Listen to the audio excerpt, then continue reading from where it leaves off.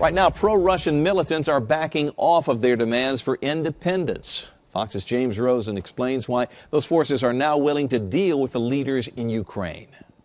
Touting a new gas pipeline project in eastern Siberia, Russian President Vladimir Putin welcomed the latest round of peace talks held in Minsk early Monday, now adjourned till Friday, that brought together representatives from the central Ukrainian government and the armed separatists backed by Russian troops who have been seizing towns and infrastructure in southeastern Ukraine.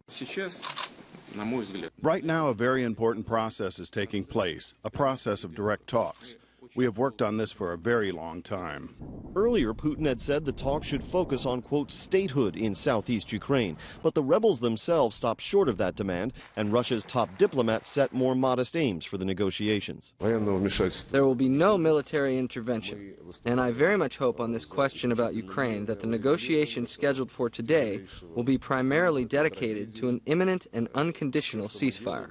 With Secretary of State Kerry wrapping up a Nantucket vacation and soon to join President Obama at the NATO summit, Kerry aides say there is no plan to send arms to the government in Kiev. Our focus remains on non-lethal assistance. But pressure to scrap that policy is now bipartisan. For God's sake, can't we help these people defend themselves?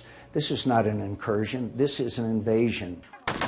Ukraine charges Russia has deployed 1,600 troops across the border and that pro-Russian forces fired on a Ukrainian Coast Guard vessel, the first amphibious event of the crisis. I don't think there's a exclusively military option that would be meaningful. But more significantly, I think we need to be having a serious discussion about enhancing the military assistance we provide to Ukraine. A former commandant of the Army War College said President Putin's objective is the same as Russia's leaders have harbored for centuries, namely to control peripheral territory, and so is the tactic being employed. I mean, Kutuzov used it against Napoleon 200 years ago, but what it means is being able to conquer territory and to be aggressive without approaching a threshold which will force you into a major war against a major power.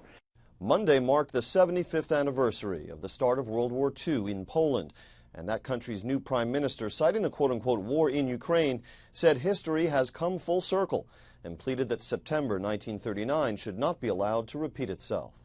In Washington, James Rosen, Fox News.